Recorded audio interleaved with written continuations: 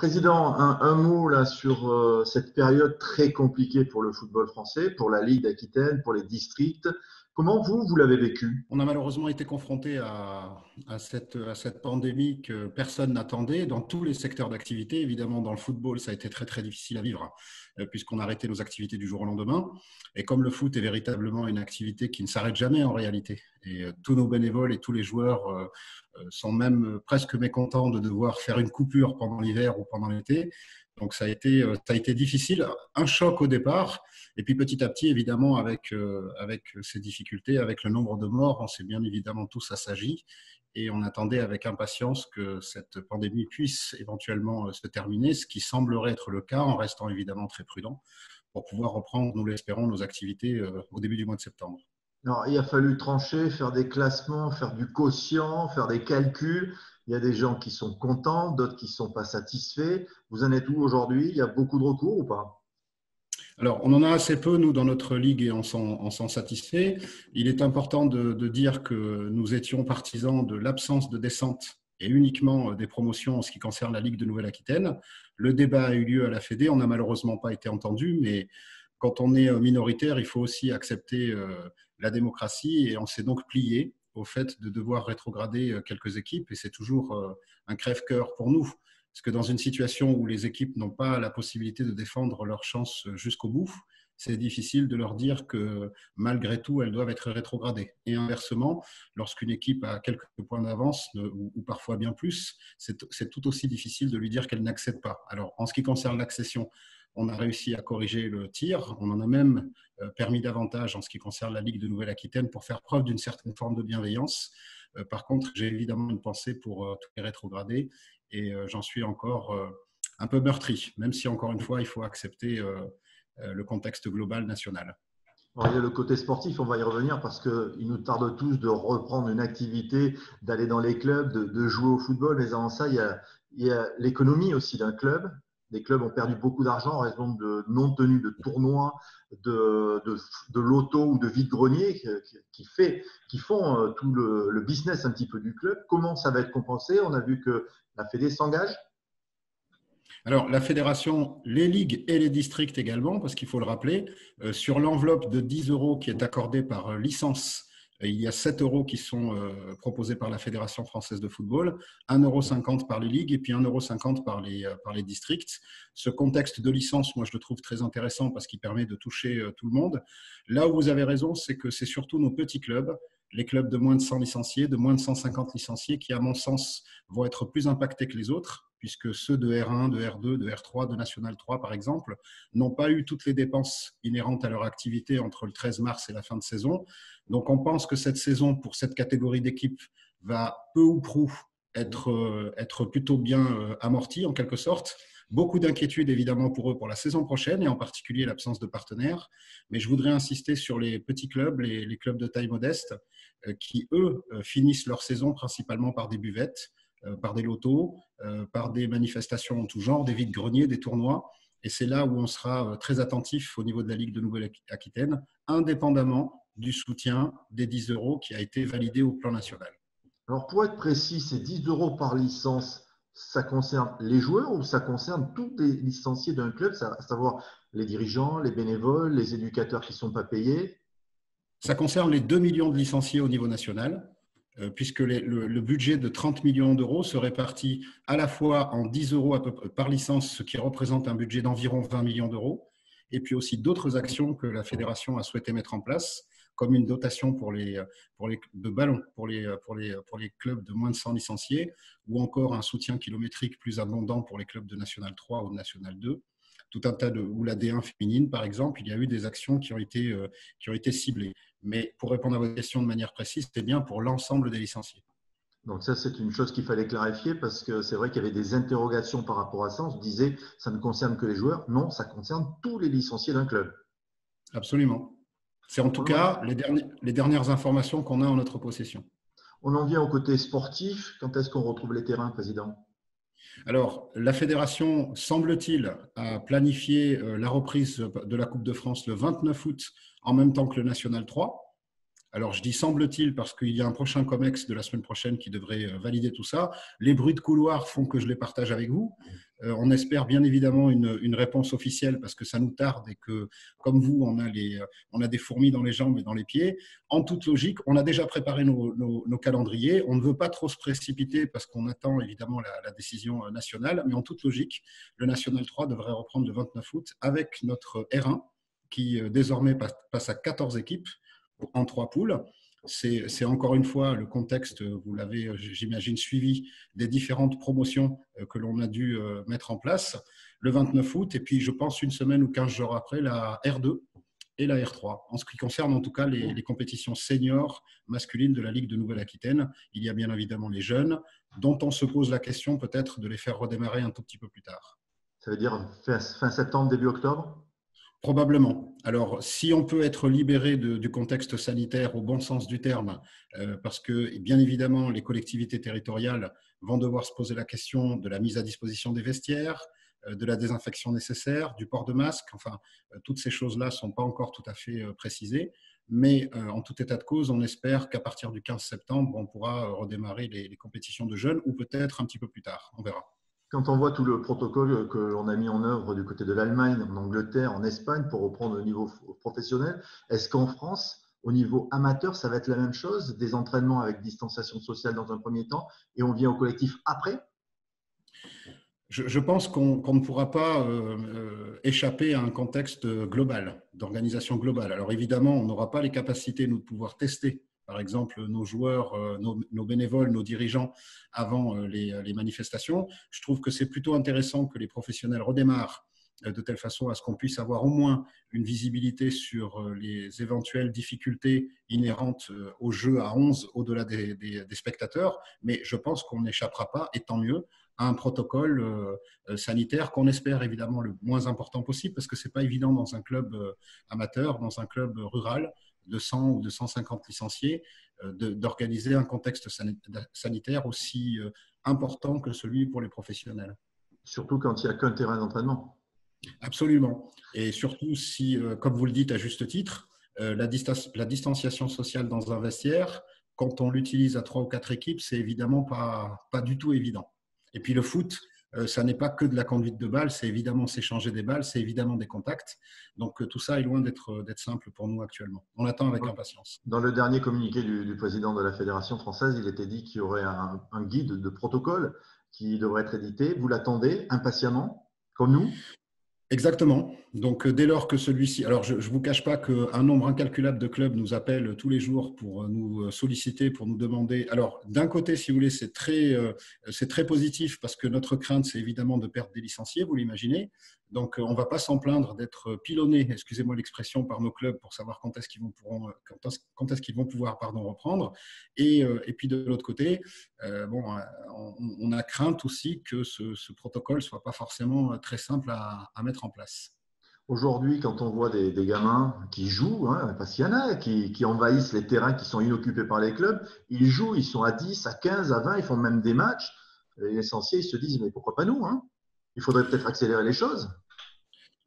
Je ne suis pas à la place du gouvernement. Je vous assure que décider à mon humble niveau, parce qu'il faut faire preuve d'humilité, quand on a été contraint de trancher sur le fameux quotient que vous indiquez, les heures et les heures de travail pour ne pas faire d'erreur, et puis les innombrables coups de téléphone pour essayer de partager la peine d'un club rétrogradé, honnêtement, chacun à sa place. Nous, on est là pour suivre le protocole sanitaire qu'on va nous donner. Et évidemment, je ne peux que inviter tous les licenciés, tous les dirigeants à faire preuve de patience et à ne pas se lancer dans des matchs sauvages. Ça serait terrible d'apprendre que plusieurs personnes ont été contaminées. En tout cas, même si jamais je comprends que je ne condamne pas vraiment parce que je me mets aussi à leur place, en même temps, il faut aussi faire preuve de patience et de raison. En principe, le mois d'août sert de préparation pour les équipes, même pour les équipes amateurs. Il y a des matchs amicaux qui sont organisés. Est-ce que tout est à revoir là? Vous en savez quelque chose aujourd'hui? En fait, ce fameux guide de reprise va, à mon sens, déclencher tout un tas de choses. Et il est vrai que lorsqu'on l'aura à notre disposition, on sera évidemment très soucieux de pouvoir donner le maximum de conseils à nos clubs pour qu'ils puissent se préparer. N'oublions pas que personne n'a touché le ballon depuis le 13 mars. ou en tout cas si peu, ou en tout cas pas dans des conditions de compétition, donc ça ne va pas forcément être évident. Et vous avez raison de le dire, les amateurs, malgré le fait qu'ils s'appellent amateurs, je vous garantis qu'il y a une sacrée compétition dans beaucoup de catégories. Président, en tant que président de la Nouvelle-Aquitaine, je ne peux pas ne pas vous interroger sur les Girondins de Bordeaux. Comment vous vivez cette période un petit peu compliquée dans ce club qui représente quand même la Nouvelle-Aquitaine? Alors, nos rapports avec les Girondins de Bordeaux sont plutôt bons. J'essaye de toute ma force de m'écarter, si vous voulez, des sujets polémiques, parce que pour nous, si vous voulez, il n'y a que la trajectoire et le côté pragmatique et pratique des choses. Le côté pragmatique et pratique des choses, c'est une centaine de places qui est mise à disposition par les Girondins de Bordeaux gratuitement au profit de nos licenciés. C'est aussi l'utilisation de notre centre technique pour Cap Girondin, qui permet d'avoir des ressources supplémentaires pour nos amateurs, puisque ça rentre dans le budget global.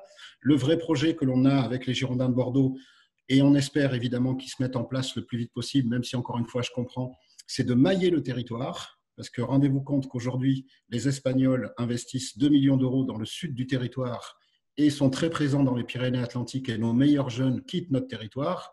Je pourrais aussi vous parler d'autres clubs professionnels comme Angers, ou d'autres qui n'hésitent pas à venir, entre guillemets, prendre nos meilleurs jeunes. On a impatience que les Girondins de Bordeaux puissent mettre ces 10, 12, 15 techniciens avec le survêtement des Girondins de Bordeaux pour qu'on puisse mailler le territoire. C'est un des projets que j'ai soumis à Frédéric Longuepé. Et évidemment, le contexte actuel n'aide pas à avancer, mais vous me permettrez de ne pas rentrer dans la polémique. Au contraire, je voudrais être quelqu'un qui puisse être facilitateur, si tant est que les gens puissent le considérer ainsi. Vous voulez une vraie reconquête des Girondins du territoire de la Nouvelle-Aquitaine? C'est fondamental. Fondamental pour plusieurs raisons. La première, c'est que nous n'avons pas un club de Ligue 1 avec un budget colossal tel que peut l'avoir le Paris Saint-Germain, par exemple, qui ne se pose pas vraiment de questions quant à la formation, ou en tout cas où ce n'est pas fondamental, alors qu'on pense que les Girondins de Bordeaux, à l'instar d'Angers, à l'instar de Reims, à l'instar de Brest, à l'instar de toutes ces équipes, ou de même l'Olympique lyonnais, a une formation très très forte et très riche, en particulier sur son territoire. Et on a simplement fait le constat, si vous voulez, que tous les ans, 10, 20, 30 jeunes parfois nous quittent pour aller signer des contrats professionnels dans d'autres clubs professionnels. C'est pas possible. Tous les parents n'ont qu'une envie, c'est que leur enfant puisse rester à proximité de chez eux. Donc ça veut bien dire, si vous voulez, qu'il y a un vrai travail à faire, d'autant plus que c'est l'avenir des Girondins de Bordeaux, comme les autres clubs que je vous ai cités, de faire une excellente formation pour pouvoir, nous l'espérons tous, revendre ces joueurs. On connaît aujourd'hui l'économie du football professionnel. Les résultats d'exploitation sont très souvent déficitaires et ils sont compensés par des cessions de joueurs. Or, les enfants de la Nouvelle-Aquitaine ne sont pas moins pertinents lorsqu'ils naissent que les enfants de Rhône-Alpes. Et donc, on a besoin effectivement d'un grand frère, d'un papa en quelque sorte, représenté par le club de Ligue 1, qui soit en capacité de mailler le territoire. Et c'est le projet qu'on a présenté aux Girondins de Bordeaux, d'avoir encore une fois ces 10-15 techniciens sur l'ensemble du territoire pour rassurer les parents des joueurs, pour permettre également à tous ces enfants de venir faire des tests régulièrement. En clair, de ne pas en laisser un seul sortir des mailles du filet, pardonnez-moi l'expression, à la condition que, évidemment, cet enfant ait envie de rejoindre le club. Alors, on peut comprendre que vous ne vouliez pas interférer dans différentes polémiques qui émanent du club. Il y en a quand même une qui peut vous concerner, les Girondins de Bordeaux. Les clubs doivent payer les Girondins. Ça peut se comprendre, ça, quand on demande à un club amateur de donner 3 000 euros? Alors, honnêtement, les clubs de Nouvelle-Aquitaine n'appartiennent à personne. Et là-dessus, les Girondins de Bordeaux n'ont fait que proposer une prestation complémentaire, supplémentaire, par rapport à ce que les Girondins de Bordeaux sont en mesure de pouvoir nous offrir. Je vous ai indiqué tout à l'heure les 100 places par match. Très sincèrement, quand on appelle le club, on peut allègrement passer à 150 ou 200 places. Je vous ai également indiqué que le Cap Girondin, les enfants résidaient au sein de nos locaux, ce qui nous fait du bien pour pouvoir amortir ces bâtiments qui sont très coûteux pour les clubs de Nouvelle-Aquitaine. Donc indirectement, il y a une participation du club. Et encore une fois, pour répondre à votre question, chaque club est libre. C'est d'ailleurs le discours que j'ai tenu, moi, au club de Nouvelle-Aquitaine. Personne n'a eu un couteau sous la gorge ou un pistolet sur la tempe pour signer avec les Girondins de Bordeaux. C'est véritablement une proposition. et puis chacun fera comment dirais-je, fera son analyse après 1 an, après 2 ans de participation à ce cercle de Nouvelle-Aquitaine, qui pour nous n'est pas aussi péjoratif qu'il est décrit. Encore une fois, c'est le choix des uns et des autres. Je me voyais mal interdire. En France, on n'est pas le pays de l'interdit, on est plutôt le pays de la proposition. Ensuite, si les clubs souhaitent s'inscrire dans cette démarche, libre à eux. Un dernier mot, Président. Les licenciés qui vont vous écouter lors de cette interview, ils doivent se dire, bon allez, quand c'est que vous nous remettez le pied sur le terrain avec le ballon, on leur dit patience, ça arrive très vite. Oui, ça arrive très vite, je l'espère. Dans une semaine, on aura le COMEX de la Fédé qui va, nous l'espérons encore une fois, nous donner quelques trajectoires. Les dates de Coupe de France ont été figées, donc ça veut dire que le 29 août, nous pourrons, pour les seniors R1 en tout cas et pour la N3, reprendre le chemin de la compétition. Et puis croyez-moi que lorsqu'on va être un peu libéré, j'espère qu'on pourra peut-être faire quelques manifestations au sein des clubs, ceux-là même qui n'ont pas pu être organisés dans le courant du mois de juin, pourquoi pas les faire dans le courant du mois de juillet si on en a la possibilité ou dans le courant du mois d'août. Mais on a vraiment besoin de se retrouver d'abord dans un premier temps, de recoller un petit peu ces morceaux qui ont un peu volé en éclats en raison de cette pandémie et de se redonner de l'envie. Et puis j'espère que nos licenciés seront au rendez-vous et j'encourage tous nos présidents et présidentes de clubs à garder le moral, ce n'est pas forcément évident, et surtout à considérer que la Ligue de Nouvelle-Aquitaine sera derrière eux, y compris pour ceux qui seront en grande difficulté, indépendamment des 10 € par licence, on ne laissera personne sur le carreau. Alors, il y a toujours une dernière question, Président. Vous êtes candidat à votre réélection ou à votre succession? C'est une probabilité. Vous savez, je pense sincèrement qu'il faut laisser le temps au temps. Le contexte électoral est prévu pour les districts fin septembre, probablement pour la Ligue dans le courant du mois d'octobre, si on peut se réunir, parce que 1000 personnes pour la Ligue dans un lieu. Vous voyez, on veut prendre quelques précautions. C'est probable parce que, vous savez, après un premier mandat, on a posé la première pierre, mais il manque toujours la suite de la construction. Donc, c'est quelque chose effectivement auquel je pense. Mais je souhaite de nouveau revoir nos clubs, leur poser la question en direct, en tout cas avoir une tendance. Et effectivement, pourquoi pas retenter l'aventure. Mais en tout cas, il n'y en aura pas de troisième. Je pense qu'il y a tellement de kilomètres, c'est une ligue qui est tellement étendue que je pense que c'est intéressant effectivement de continuer le contexte qui est le nôtre, qui tourne autour de l'employabilité, si vous me permettez de le résumer, et des infrastructures. La région Nouvelle-Aquitaine est dernière au niveau des infrastructures en matière de terrain synthétique. On a commencé à corriger le tir grâce à la région Nouvelle-Aquitaine qui nous soutient bien.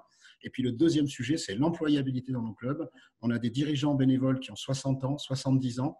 Ils ne seront pas remplacés par une génération de quarantenaires ou de trentenaires. Et donc, on pousse par les services civiques et ensuite par le contrat d'apprentissage, pourquoi pas, dont on sait que le gouvernement vient d'amplifier les aides pour que petit à petit, l'employabilité s'installe dans les clubs. C'est un de mes projets auxquels je voudrais effectivement continuer à œuvrer, pour lequel j'aimerais continuer à œuvrer.